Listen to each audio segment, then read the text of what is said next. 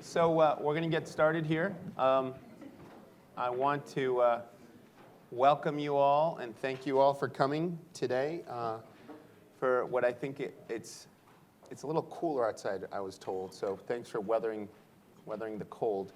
But I think it'll be worth your while because today we have a really, really great event. And I think it's a very timely event. On what we can expect from Brazilian President Dilma Rousseff's second term. Before I get started, though, I just want to set the scene a little bit for the discussion. What's going on in Brazil at the moment, what the current environment is politically and economically. I know this morning there was a pretty big, I guess, resignation of the Minister of Education, as if things weren't already complicated enough in Brazil. I think this development is noteworthy, and again, it makes it a very timely sort of event to have. I'm sure you've all seen, or you saw the past weekend's events, the protests that we saw across Brazil.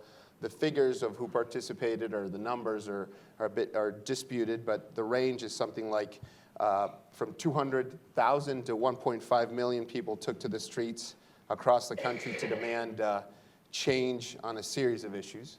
A lot of the dissatisfaction that was expressed in the protest is related to the president and her Workers' Party. But that isn't the only issue. The country's economy is in recession, despite earlier predictions for growth over 2%. Inflation is the highest it's been in a decade. There's a growing water shortage, and some are talking about the potential to implement an energy rationing system. And of course, there's the ongoing corruption scandal with state-run oil company Petrobras as well. So the Progressive Party heavily implicated in the scandal, and PMDB reportedly less friendly to Dilma's congressional dialogue. The environment in Brazil now, I think, is very sensitive and very challenging. So all of that is to say that there are some challenges in the president's path.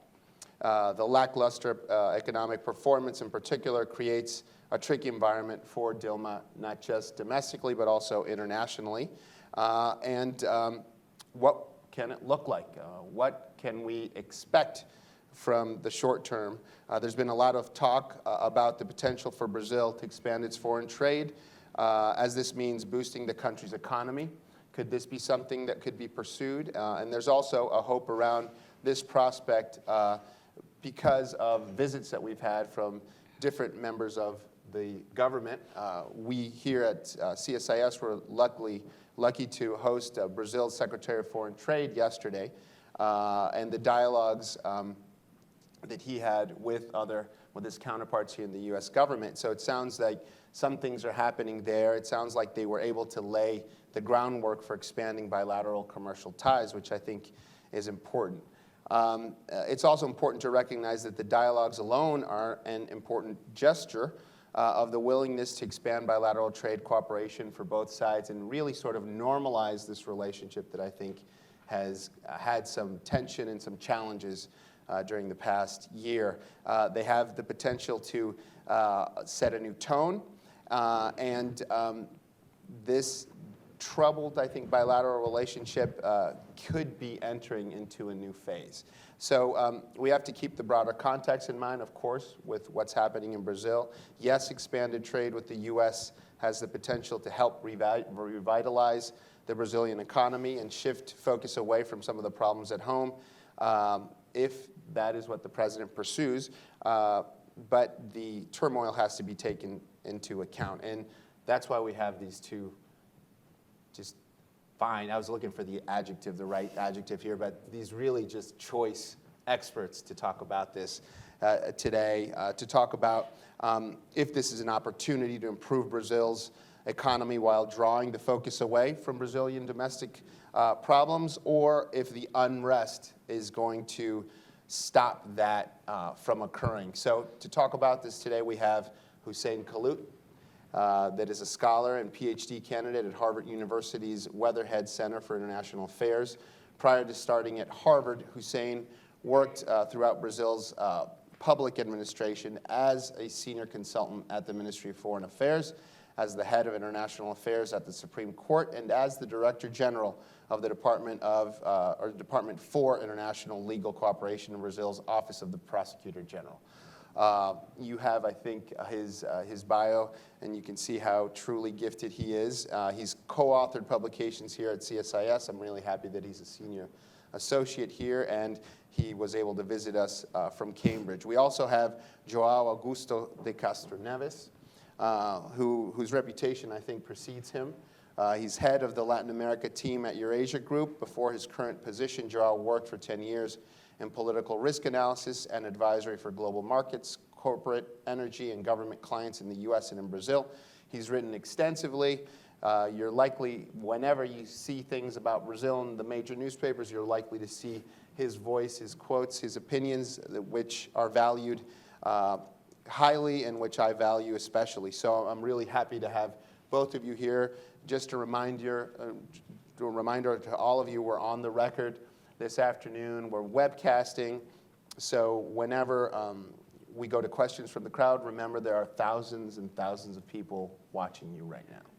So without further ado, I'm going to do this a little differently than in the past. Usually what we do is we allow for our invitees to have sort of an opening statement. I'm sure, both of these folks have views and have impressions on what's happening in Brazil. I'm going to try to direct the discussion a little bit more, and I'm going to try to put some provocative questions and get you guys to give us insight on how you see the situation. I think I'm going to start with João. I want to get some views from you, get you to kick this off a little bit. Tell us a little bit more, with more depth, about the economic challenges that you think Brazil is facing. How bad is it? Where do you see that things might improve? Do you think that the judgments out there are overdone, or what would you feel objectively would be the correct assessment of what's happening in Brazil? No, first and foremost, thanks, Carl, Sure. for the invitation, and pleasure to be here, my good friend Hussein. I think that the obvious thing to say is that it's really bad, right? Given the headlines that we've seen out of Brazil over the last several weeks or months, or some would say a couple of years. The bad news is that we're definitely headed into a very tough, at least 2015. I think it's a very tough year, both from a political and economic perspective. Many challenges ahead. No easy way out, or where Brazil is currently. But the good news, I think, and that's where we look beyond the haze of the near term and all these negative headlines from Brazil, is that there has been a clear change from within the government, within President Rousseff herself, to implement a course correction, right? If you look at her first 4 years, let's say that her second term, her second mandate will be the mirror image of her first. And what do I mean by this? Her first term in office was basically a government that was very suspicious. It's this relationship towards the private sector, kind of strong arming the private sector. There are many examples of protectionism, local content requirements across the board, many different sectors. And at the same time, a president that was, throughout most of her first 4 years in office, strong politically, right? What we see now in the second term, I think, and we'll see more and more, is a president that is much more willing to correct the course, although she's not going to be publicly endorsing this course correction. But at the same time, she will be weaker politically, meaning that her capacity to implement this course correction will diminish over time. But overall, we do think that there are some reasons that, institutionally, and we can talk more about this, that Brazil, despite all the chatter, that there are some institutional characteristics in Brazil that kind of channel policymaking towards more moderation, right? Especially, this is important, especially if you compare Brazil with some of our neighbors, where their policy swings go from one extreme to the other. But I would say that 2015 is the bad news, it's a hard year, but there are some elements of a possible recovery down the road. Mm-hmm. What in particular do you see as being noteworthy insofar as creating the case that some of these hard changes or decisions are being made? In what areas and what in particular? I think the main one, the most obvious one, is macroeconomic management, right? The fact that she changed her economic team, right? I mean, it was a long process from firing her previous minister, Guido Mantega, and appointing Joaquim Levy. It was a long process, but it does underpin the view that when faced with more difficult political and economic challenges, usually the reaction function of the government tends to be more constructive, even though behind the curve. So appointment of Levy was positive. Levy's first measures in terms of putting the order in the House of fiscal policy have been positive as well, even though there will be some watering down of all these measures that has been announcing. And I think that and historically in Brazil, when you have a strong economic minister, economic team in power, usually, traditionally, the other ministries, the other policies tend to follow suit. So we'll start to see, I think, Levy's fingerprints, if he survives the whole mess, fingerprints on other policies as well, trade policies. It's not going to be a paradigm shift from the way things were before, from Lula's years and Rousseff's first 4 years in terms of, call it what you want, state capitalism or more intervention of the government and the economy. But we'll see some incremental, I think, improvements, but it will take time. And the challenge will be that, the president will be much weaker throughout this period. Even though she's more willing to make this course correction, I think that her ability to do so will become constrained by the fact that it took too long for her to make this decision. Well, Hussein, with that in mind, what role do you see international politics playing? I mean, I repeat, the development from earlier this morning was a pretty severe blow politically. How will this sort of partisan politics impact the president's ability to govern? Well, of course, Carl, first of all, thank you very much for the invitation, and I'm very happy to share the floor with my friend João. We know each other from a long, long time. Yeah, it's a very important question what you're addressing. And I think she's in the middle of a big storm, political storm. Her coalition is melting, simply like that. And she have to recalibrate her dialogue with her base, with her political base, particularly with the PMDB, the strongest party in her coalition. That is not an easy job. The PMDB want more space in the government. They are not satisfied only to have 5 ministries, which are partially insignificant in terms of importance in Brazil. They are eager to have bigger space and bigger role. She doesn't have an alternative to substitute PMDB by another party. So she have to dialogue with that party, and the challenge is how she gonna share the power, because the PT historically doesn't know how to share power. So that will be her main challenge. And what we have to look at is around 50% of the Senate is under investigation. And mostly from these 50% are from her base. So how is she gonna deal with that aspect also? When you look also to the Progressive Party, as you said in the beginning, 50% of the Progressive Party are involved in corruption scandal. So is another party from her base. So I think her governability will be in a, let's say, in a difficult way, but she now has to show if she are a technocrat leading the government or a political leader want to fix and solve the problem. And with all of these issues and all these problems, I'm going to pick on Hussein before and feel free to come back to it, but with all of these issues, all these problems, is there any time, any interest in dealing with foreign affairs? Is this secondary, tertiary? Where does it fit? As we know, just recently, or in the recent past, Brazil was trying to play a bigger role on the global stage.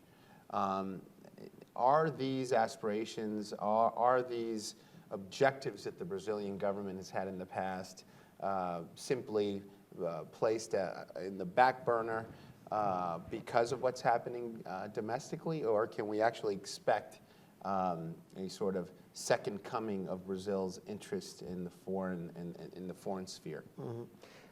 Well, foreign policy hasn't been her main priority in her first mandate. That is clear. But that does mean that she will not act in the second mandate.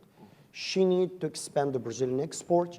She are obliged to interact with the world if she wants to bring more investments to Brazil.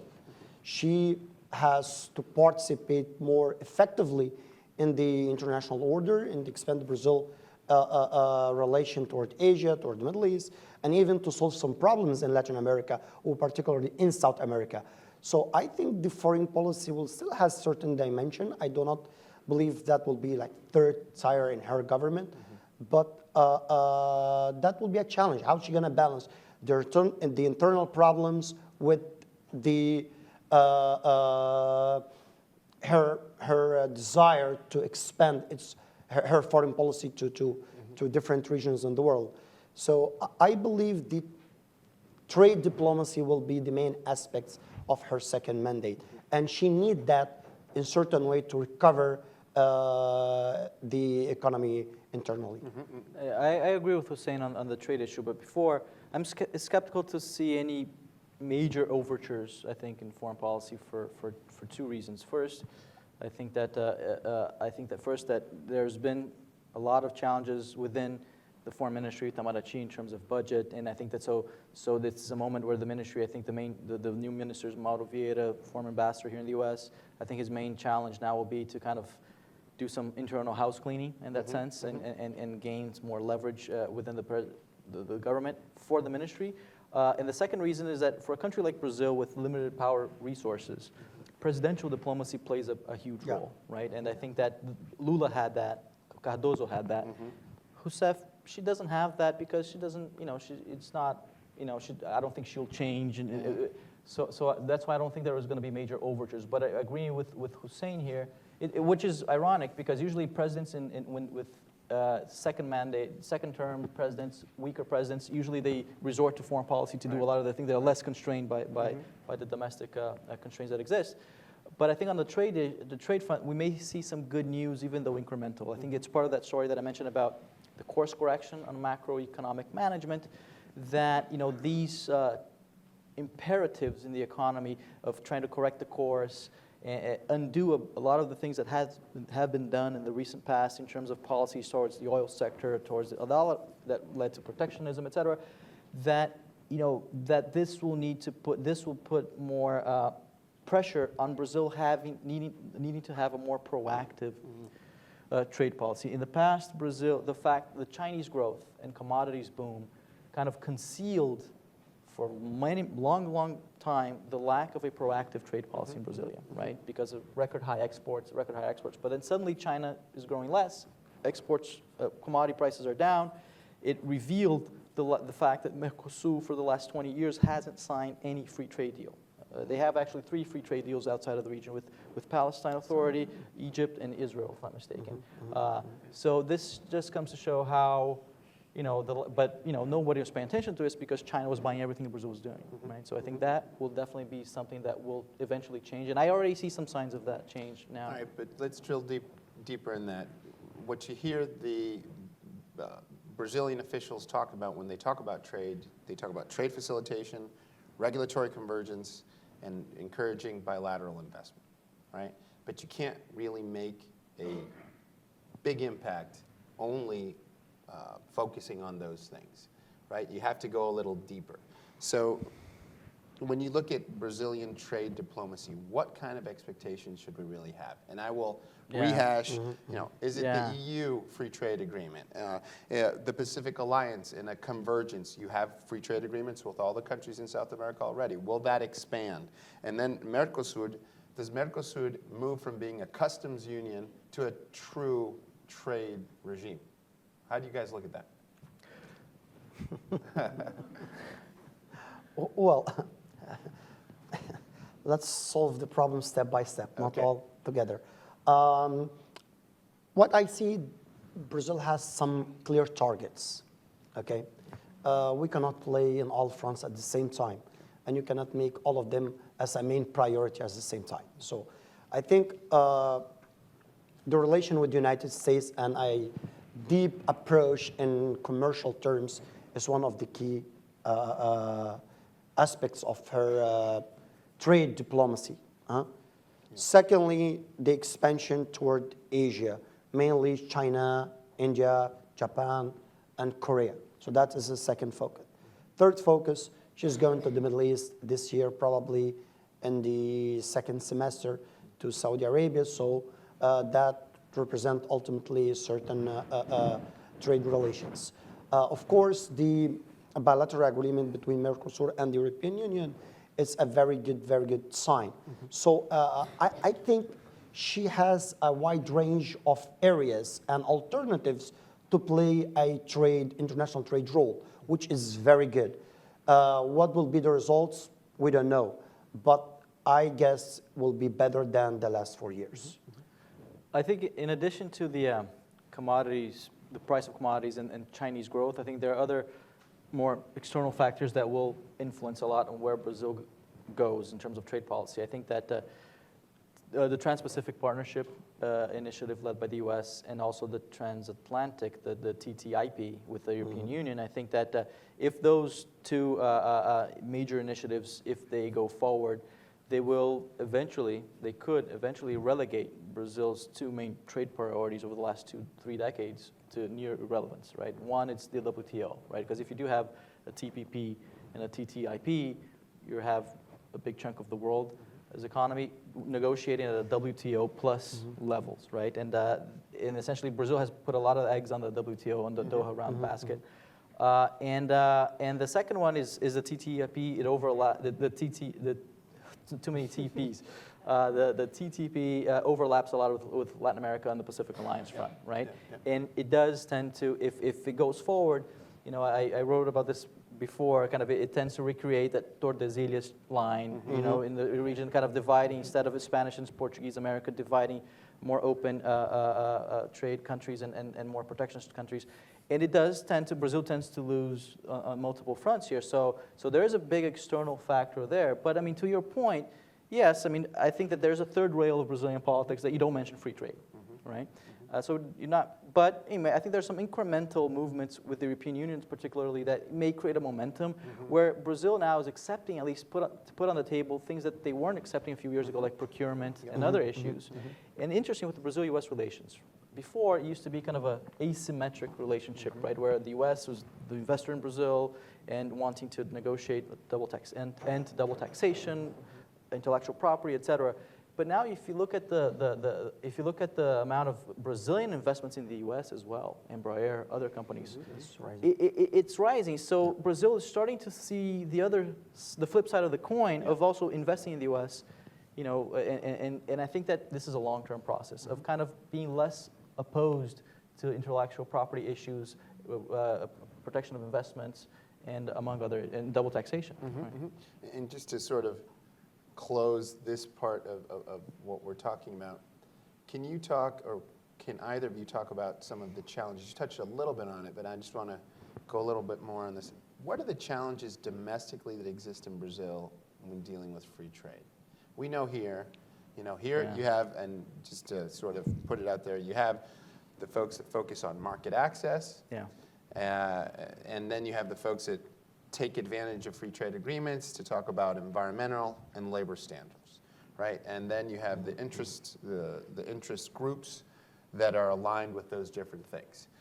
How does this play in Brazil? I think a quick answer is that, that I tell to a lot of my American friends is that, take a look at the mirror, right? And then a lot of the same dynamics that happen here with Congress, with districts, and et cetera, same thing in Brazil. Okay. You've had historically, I think, a very, pro-free trade agricultural sector in Brazil, very competitive. But you look at the industrial sector, not so much. Not so much. Even though there's some incipient signs of change there, right? Because of some of the changes in the Brazilian economy. But yeah, it's not going to be a consensus. It's not a consensus here, so it shouldn't be a consensus anywhere, I think. But the problem is that when the lack of consensus just paralyzes everything, and you have a country kind of falling back, while other countries in the region like Mexico and Chile and others are signing a lot of free trade agreements. Yeah, I agree with you, João, on this point. we face internally the same problem as here in US you're facing, or in other countries. But the key point here, if you want to ask about a free trade agreement between Brazil and US, I will tell you that is not a realistic thing, at least for the Brazilian perspective in the short, medium term, because that will affect hugely our industrial sector, and we are not prepared to engage effectively in a free trade agreement with the United States. And that also depends on the private sector. So which is the list of products you're going to put on that, and in which areas Brazil are competitive and the United States are willing to accept that. For example, in the agricultural sector, we have several demands, but on the other hand, the United States, for example, do not accept all the Brazilians' demands for a free trade agreement in this particular issue. So free trade agreements, Cara, I don't think this is the best way to improve relations between countries. Could be one of the instruments, but not the main instrument. I think Brazil and US particularly they have a very fluid commercial relationship. The free trade agreement is a consequence in the future. Could happen, yes. Could not, yes. Will damage your relation? No. You know, so it's something that we should reflect more. I don't think also that the United States needs a weaker partner. I believe that the United States needs Brazil as a stronger partner, and a stronger partner based on a free trade agreement that will destroy the Brazilian industrial infrastructure doesn't help the success of this free trade agreement. And that's how, or I guess that's how one of the challenges would be, and the perception having to do with that. Before I get into the issue-specific points on foreign affairs, though, the one question that I would sort of pose to you both, because for the United States, trade is a framework for relationships, right? It goes beyond party. It goes beyond, you know, whoever's in the White House. It's our institutional framework, legal institutional framework for continuity of a relationship with a country. If trade is not that area for to give shape to the U.S.-Brazilian relationship, what could it be? Is it climate change? Is it ethanol? What is it? Is it energy? What, in your view, could that be? And I know, you know, this is one of those issues where I'm sort of asking you to speculate a little bit, but it's so important for this relationship to be able to define the expectations. No, it's hugely important. I fully agree, and I think that if you look at U.S.'s relationship with the major emerging countries or emerging powers, China, Russia, India, there's always a clear topic on the table, right? I mean, with India is the nuclear issue, and with China, you know, the strategic economic dialogue. With Russia, you know, just Cold War, to give an example, and the remnants of it. And with Brazil, I think with the BRICS, for example, is the one country where there's no clear axis, so there's no clear topic in the agenda. But you touched upon a few, like environmental issues. Yes, I mean, there are a lot of areas where they could cooperate, and energy. I think the challenges of dealing with energy in the world today, I think, again, could be a topic that they could build upon. And I wouldn't go straight with trade. I think for Brazil, trade, it's not a major, I think it's not the framework. I think the framework begins with more kind of broader ideas. I mean, especially when you look at the Mercosur, it wasn't built on a trade agreement. Right. Mercosur was actually, the trade agreement was actually a result of a nuclear rapprochement in the late 70s, et cetera, et cetera. But you know, but I do think that it is a relationship that is seeking a label, right? I mean, that goes beyond the well-known label of benign indifference, right? That has been kind of a, you know, it's a nice catchy phrase, but enough of it, right? So I think it's time to find a new. But I think there are some multilateral issues that could be evolved. But I don't know. I don't see any. I'll leave it to Hussein. I think Hussein has the answer. No, I don't have the answer precisely.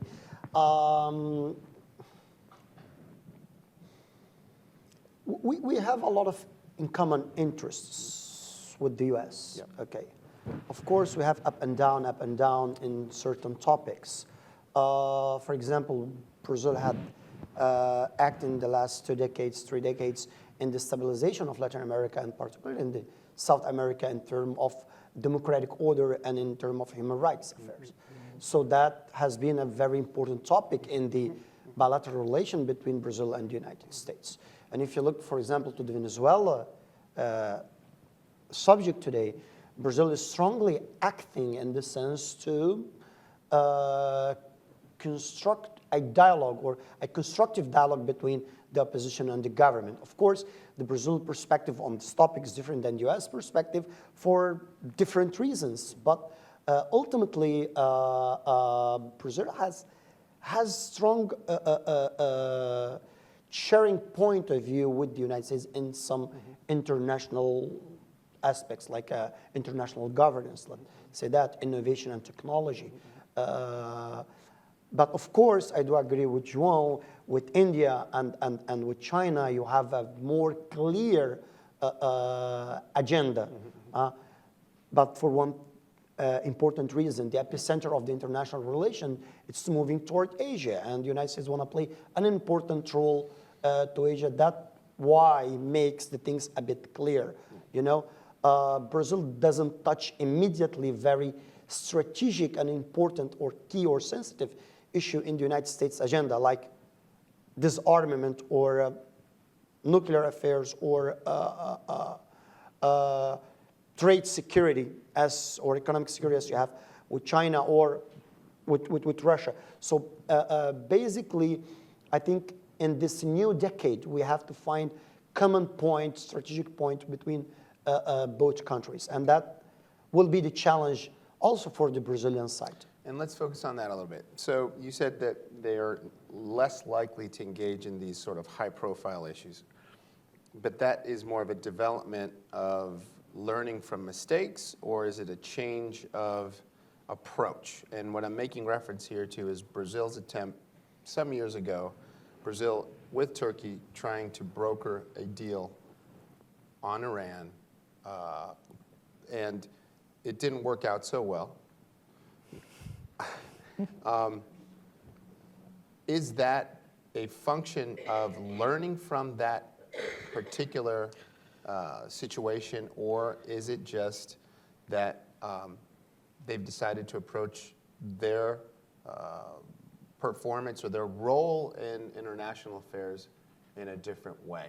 And I'm going to ask you about that, and I'm going to ask you about other sort of issues that are sort of relevant insofar as defining Brazil's performance as an international actor. Tell me, what do you think about that? Okay, let's go step by step in this. Because I would say, before you get to it, it's helpful for us to understand, we might not agree on the outcome of the act or where we end up on a particular issue, but I think it's very important to understand why Brazil has the background assumptions, or why the United States has the background assumptions on a series of issues. In this case, it's the Iran issue. It could be the Venezuela issue. It could be Russia. But I want to get your sense of the why Brazil feels or wants to act in a particular way with some of these big issues. First of all, Brazil has a new political latitude in the international order. We cannot ignore that at all, okay? And Brazil is trying to understand its capability to play important roles, at the same time to play in important matters. One of the most, or the biggest ability of Brazil, it's the mediation, and especially the mediation of conflicts. From 18 United Nations peace building missions, we are participating in 10, more than they have. You know, we are the largest country who cooperated inside the United Nations on mission of stabilization, with 17,000 of soldiers since the Canal of Suez War in the 50s. So Brazil identity, and Brazil vocation is built on the construction of consensus and peaceful mediation. Okay, when we go to the Middle East topic, when we start to increase our relation with Iran, it was based on trade affair. We were expanding, we were finding different markets in the international arena after the collapse of the free trade area of the Americas, and after the deadlocked with the negotiation with the European Union. So we start to diversify our partners. And the Middle East became as a partner. Of course, the nuclear file particularly, the negotiation between Iran and the Western power was locked, you know, and Brazil appears for the Western power as, well, a trustable mediator, neutral, and endowed by the capacity to reach consensus, and as an actor in the Iranian point of view of, yeah, Brazil has been always a fair actor to mediate that. So Brazil, in my opinion, has the carte blanche from both sides. The problem here, I think Brazil negotiated that deal with Turkey based on some mandate, at least, let me say that, an official mandate or a gentle agreement between countries to proceed with certain arrangement with the Iranian. I think at the end, the Western power were not expected that Brazil will succeed with Turkey to reach at least a yes from the Iranian side. And then they drop it there. That is my perspective. Why we choose the Middle East or why the Iranian nuclear file, I think we did not choose. The nuclear file chose us to be the mediators. You know, I think building on what Hussein said, you know, I think that there's a learning process between both sides, right? I think in Washington and Brazil, I think Washington needs to understand that assertiveness does not translate directly into anti-Americanism, right? Number one. And for the Brazilian side, you know, if they do want to be a part of these big issues, they need to follow through and explain maybe more clearly. In the case of Iran, I think that Brazil had an experience, similar experience in the 70s, right, of facing sanctions, and that experience that did not work, in quite the contrary, almost pushed Brazil to have a nuclear bomb. So I think that Brazil felt that historic experience of you know, bringing that to the table. Maybe it wasn't voiced correctly, so I think that that's part of, you know, the issues also with the Brazilian. How the Brazilian government and how they frame their long-term goals and how they voice these goals. But I think that you know, but I think it's a long process of kind of these two countries, Brazil and the U.S., in learning how to agree to disagree on some of the issues. But again, I think what the ingredient that is missing, I think it's actually clear willingness and interest from both sides, because of what Hussein said. I mean, Brazil is not in a strategic area for the U.S. as Asia is.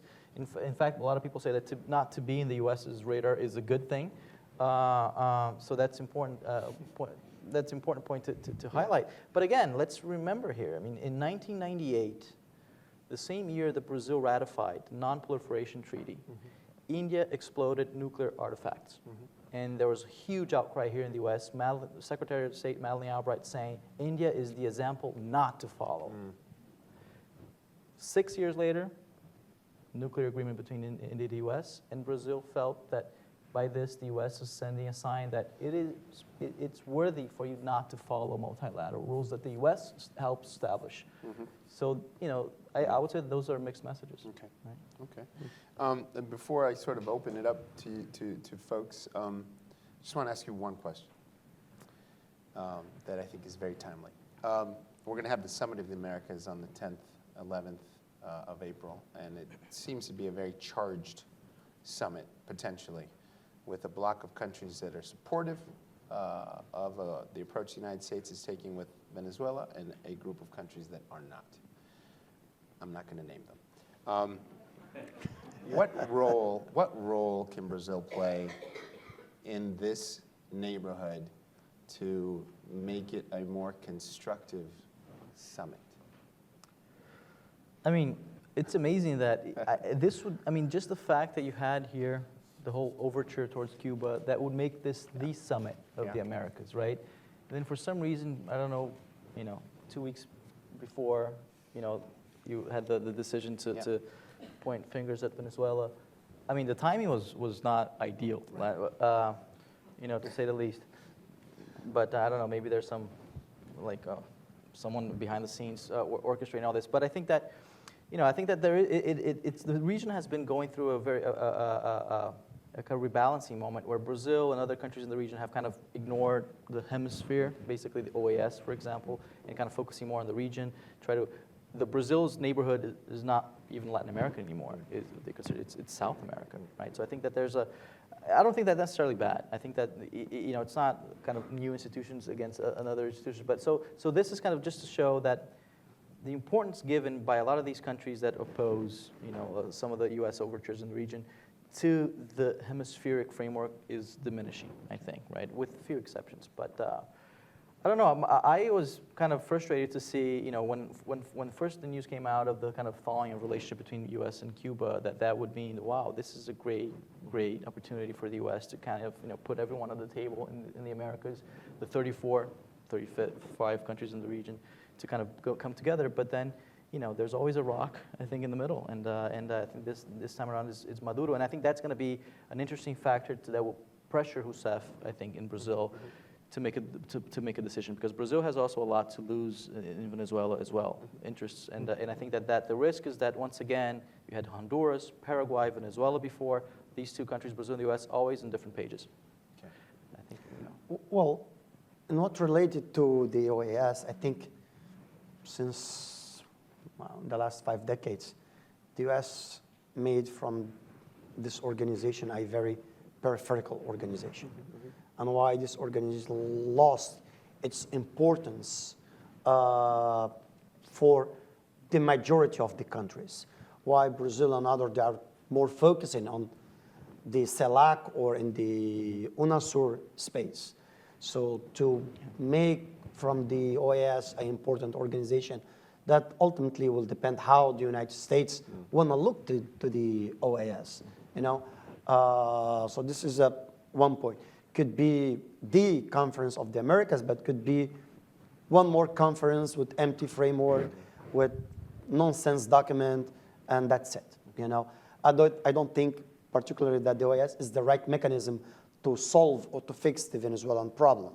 This is a very important point for 2 reasons. One reason is the United States conception of leadership is different than the Brazil conception of leadership.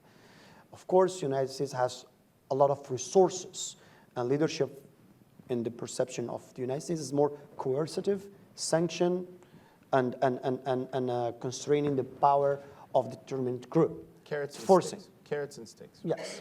So in the Brazilian, we are not endowed with the same elements, but also our diplomacy is more based on the dialogue. Insisting on the dialogue, negotiation, an exhaustive negotiation until the end. So our perception of leadership, and especially in South America, and we know how this sensibility it is to deal with certain countries, it's always to keep the dialogue with both sides. We know, of course, several Brazilian officials could not assume that they agree with whatever Maduro is doing.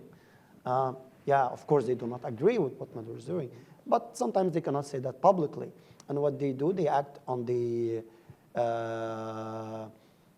diplomatic way to try to force Maduro to understand that this is a democratic role and there is democratic responsibility inside of Mercosur or inside of the UNASUR also. So Brazil's way to deal with Venezuela is to play double role with the government and with the opposition, and to find a possible midterm that will lead the country for a reasonable stabilization, and that will depend on different instruments and for Brazil perspective rather than in the United States perspective. We're going to go over to folks in the audience here if you have questions. If you could just first say who you are and then get your question, if we could have the microphone up here. Thank you. I'm Tom Reckford with the Foreign Policy Discussion Group. What about Lula in all of this? Is he waiting in the wings to be called back to rescue Brazil from its terrible problems? Do you expect him to be president again someday? I wrote a note for clients 2 years ago with its following title, Waiting for Lula, essentially making reference to Beckett's play that, he's never going to come. And I think I still see that playing out because it does make sense for him to kind of suggest that he may run again, because that's what gives him power right now, leverage right now. But for X, Y, Z reasons, health, personal reasons, finances, and even political instinct, Lula, throughout his 8 years in office, he accrued a lot of political capital, right? I mean, he kind of was able to, for his own talents, and also he was able to, in the favorable environment, right, that he benefited from. He knows quite well that if he were to come back, that he will consume a lot of that political capital, right? So for his legacy, it wouldn't be great. It wouldn't be wonderful. And I mean, it's a healthy debate. There's no savior, right? It's something that Latin America likes to for the last 100 years or even more. Bolivar and the list goes, Vargas, the list goes on. And even if Lula were to come back, there's no magic wand that would put Brazil out of it. Of course, he is really a talented politician. So I don't think that there's that person that will come back. I think Brazil's challenges are more. It's hard work. Whoever's in the presidential palace, kind of reading everything that's happening with in Brazil, the challenges, the governance challenges that Hussein referred to, but also the external challenges as well. That Brazil is not in a vacuum, right? What happens around the region and here in the U.S. reverberates, and I think Brazil needs to respond to that. I mean, like to say that in Brazil there's the fruit, the jabuticaba, which is kind of a blueberry. Like there's a saying in Brazil that everything that happens in Brazil is jabuticaba. It only happens in Brazil. That's not necessarily true. I mean, a lot of the dilemmas that the government is facing today, of a post-commodity boom cycle, are being now developing in other countries like Mexico, Argentina, Venezuela, the corruption issues that these countries are facing. So I think it's healthy for Brazil to look a little bit outside the boundaries of the borders and see what's going on. But but to answer your question, I don't think Lula, will come back, and I don't think he wants to come back, to be honest. Yeah, but just to complement what Jean has said, that if you look in the last elections, and if you look at the number of voters that they voted for the Labour Party or for the Social Democrat, the difference is in decreasing every election. Yeah. So the last election, the difference was like around 3 million of vote. The first election of Dilma in 2010 was like around 12 million of vote. When Lula won, the difference was 20 million of votes. So that suggests something. That suggests that will be an alternance in power. And I don't think Lula particularly will risk to go for an election, the fifth election of the Labour Party, already with a not stable scenario. Yeah. I don't think that he will risk. So my prediction, I don't think I agree totally with João. He has certain political capital, but he will expend all his political capital in one shot. Yeah. And I don't think that will be very clever. And complementing what Hussein said, I mean, all the success of those 8 years that he was in office, and in Rousseff's first few years, that formula doesn't work anymore, yeah. Right? I mean, it was kind of you had the economic cycle that led to a political cycle of hyper-popularity, a lot of triggered by, credit expansion, Bolsa Familia, all those social cash transfer programs were huge, successful, emergence of a middle class, but now that reached a peak, right, a limit, an exhaustion point. Yeah. So it's a qualitative leap, I think, that now for those people, the middle classes, it's not about only goods and credit and money, it's also about the services that makes those goods useful, right? And that's the big debate now. And actually, the people will not vote for Lula because it's Lula. Well, we have to take into consideration that the political economical model has to change. So, or he will come with a new model, different model, or he will fail. With the same model, he will not be probably likely elected. Yeah. Let me go up here up front.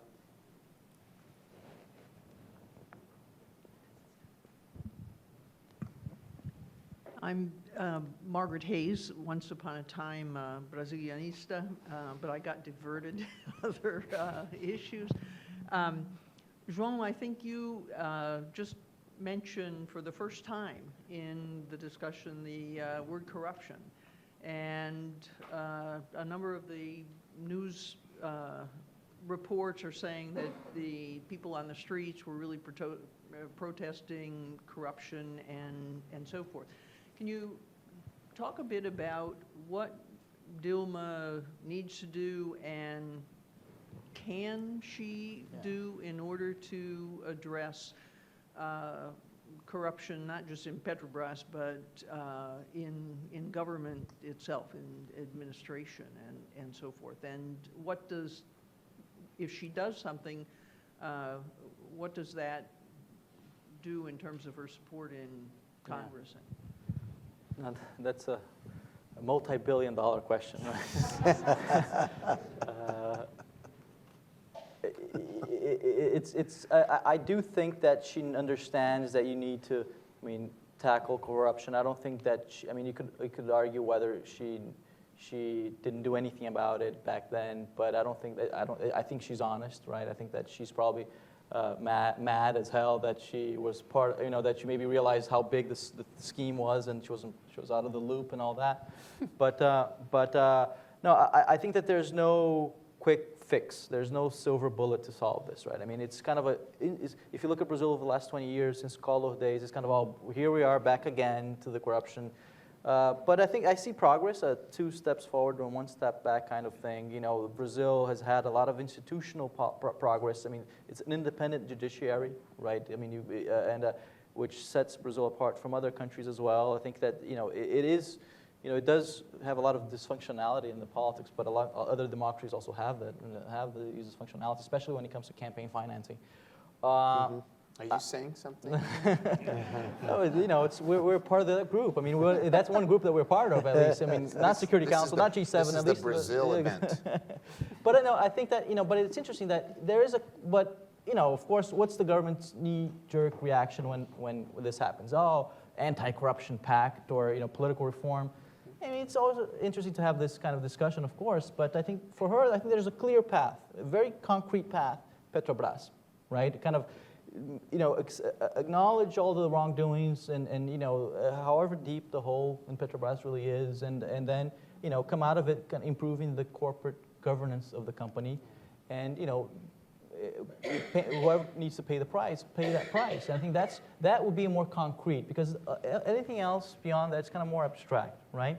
But I think it's a challenge that it's going to be hard, because yes, it's going to ruffle some feathers between her and her coalition, especially her party, right? Because as investigations go forward, there's the risk that you may start to get closer to the former President Lula or people from the previous administration, and you'll force her to take a stand on whether to defend Lula or the PT if it comes to that position, or distance herself and say, no, I'm not tolerant towards corruption. I would think that if it comes to this situation, that she would pick the latter, right? As she has in the past, in the recent past, in the beginning of her first administration, when she fired 7 ministers in a row, which she appointed, right? She argued that she was not tolerant to course, but she appointed those ministers. But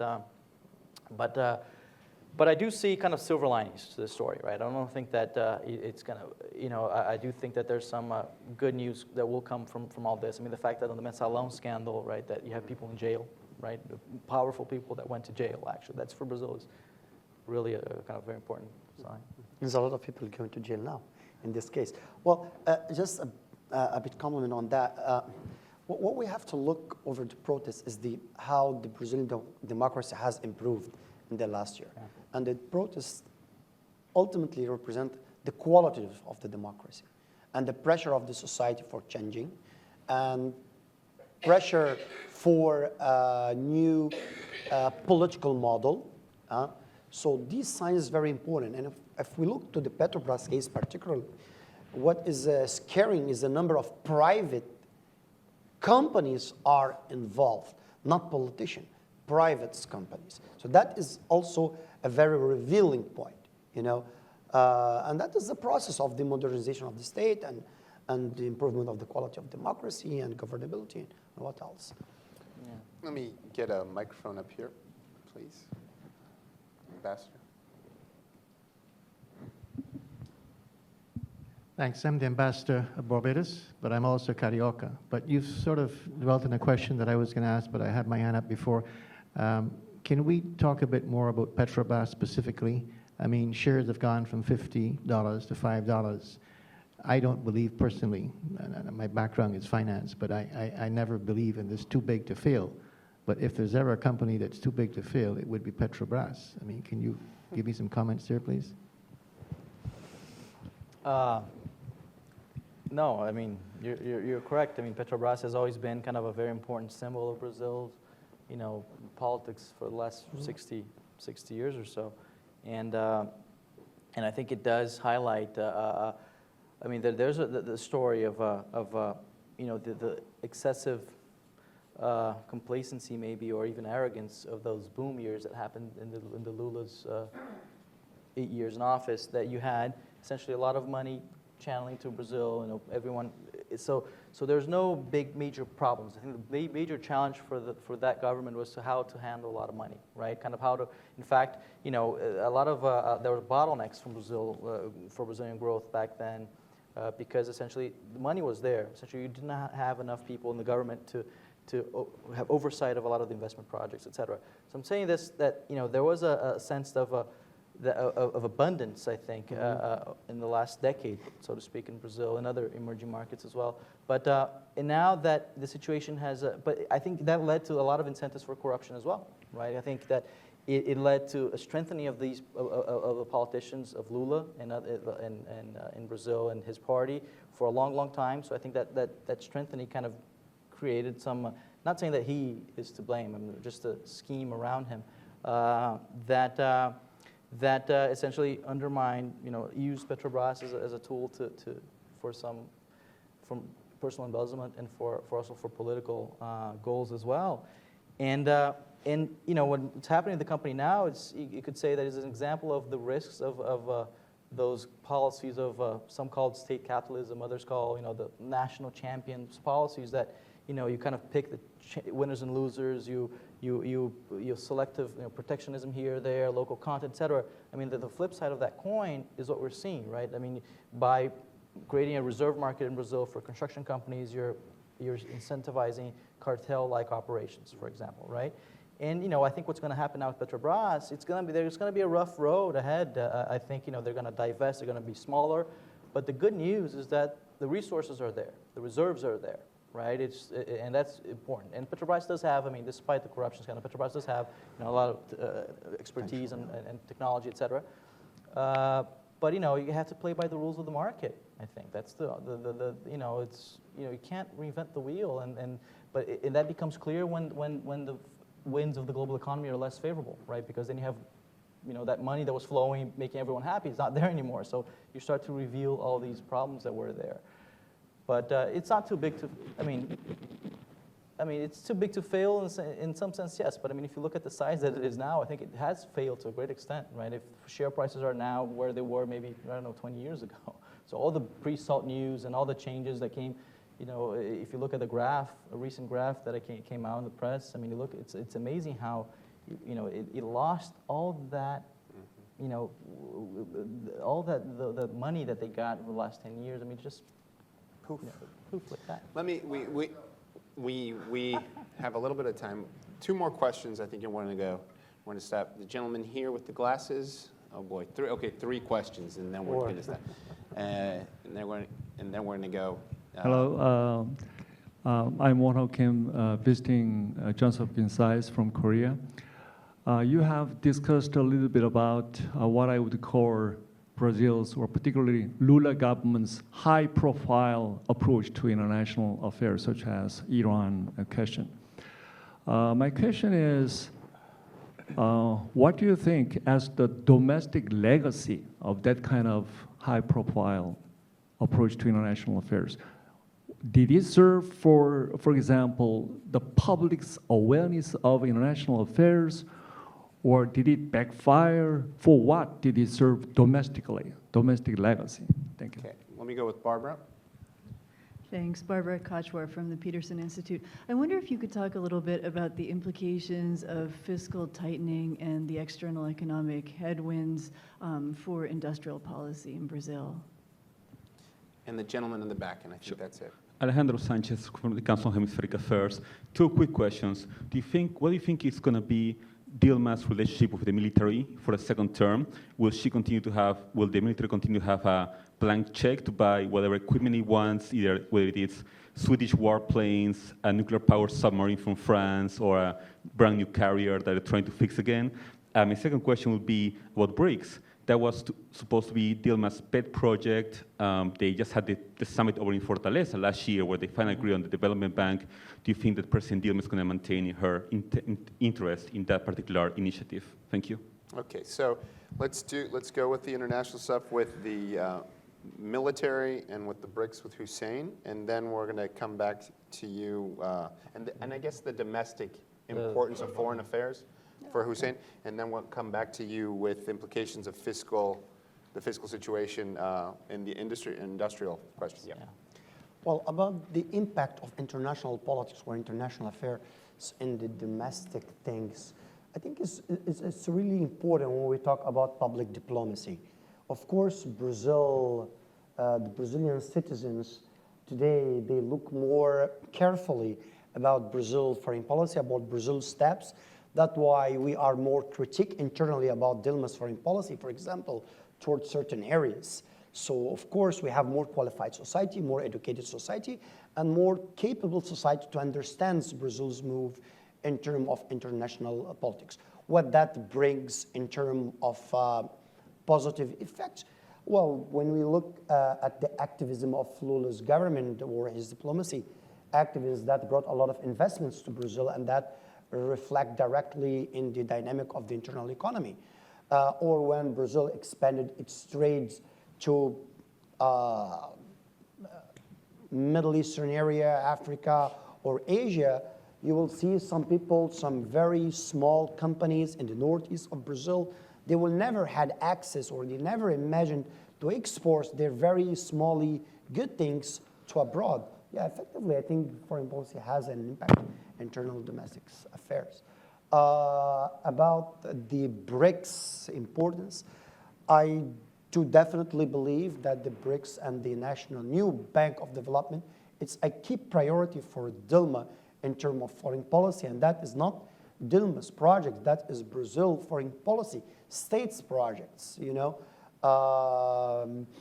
If she has a list of priorities in her foreign policy, yeah, that will be one of the top 3 topics.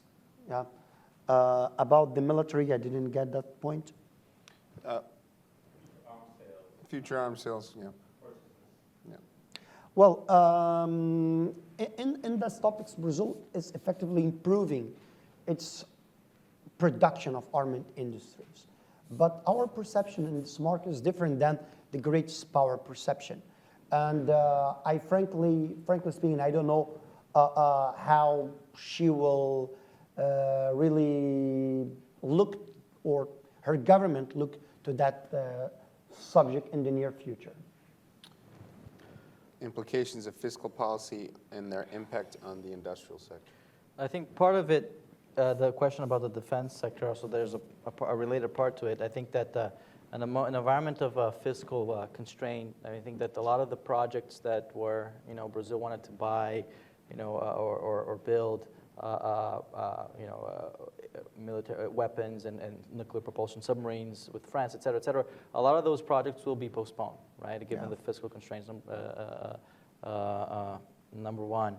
And number two, well, a lot of the Brazil's idea of building a military-industrial complex, which in Brazil there's a positive connotation to that expression.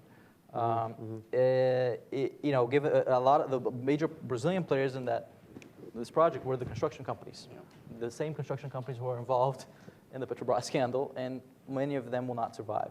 Those are not too big to fail. And I think that will be, the whole the idea of making Brazil a huge, more important player in the arms industry. I mean, it's still going to be, but it could slow down. I think that it's not going to. Yeah, it's not going to have the money, and that ties to the story on the fiscal and the industrial policy. I think the good news here is that the era of national champions, of kind of picking winners and losers and having this protectionist here and there, protectionist measures and local content, I think that era has come to a close, right? Because you look at the public banks, BNDES, they don't have, they reached the limit, right? That's the good news. The not so good news is that we're not going to have a paradigm shift where she's going to pray. There's not going to be a Washington Consensus 2.0, right? I don't know. I don't think there's going to be in the region, right? It's going to be, but it's in that direction, like a more moderate direction. I mean, but with some, I think, more nuances. But the good news, as I said in the beginning, is that for industrial policy, I mean, industrial policy will always be kind of an important issue in Brazil, a cornerstone of a lot of important policy overtures in Brazil. And the role of the state, even though it will diminish, it will still continue. It will continue to be pretty big compared with other countries, right? I mean, Brazil privatized a lot in the past, yes, but look at who bought all these companies: BNDES, state pension funds, among others, more kind of state players. I think that there will be more in the direction of more market-friendly policies that will have a positive influence on the industrial sector. I think the good news that we'll see coming from the Petrobras scandal is that they're going to open up, I think, the pre-salt for more competition, right? I think that they're going to, it's unavoidable, even before the scandal for many reasons, but I think the scandal exacerbates that need. And also in the infrastructure sector, the logistics sector, I think the government's already signaling that they will offer better terms to work with the private sector and foreign investments. And I think that's where, I mean, tying with the kind of Brazil-U.S. relations, that's where these two countries could build upon these overtures, the need of Brazil. That Brazil has been growing because of a consumption-led growth model for quite a long time. Mm-hmm. And I think now they need to transition to an investment-led growth model. It's the opposite challenge that China has, right? And but to grow through investments, this requires credibility. There's no kind of silver bullet that does the trick. And I think that's the main issue that will create opportunities. Not in 2015. This is going to be a pretty hard year. So we need to kind of hold our breath and wait till 2016. So you heard it here. Put your seatbelt on. Tighten it up. So without further ado, thank you so much. Thank you, Hussein. Thank you, Joao. Thank you so much. Thank you.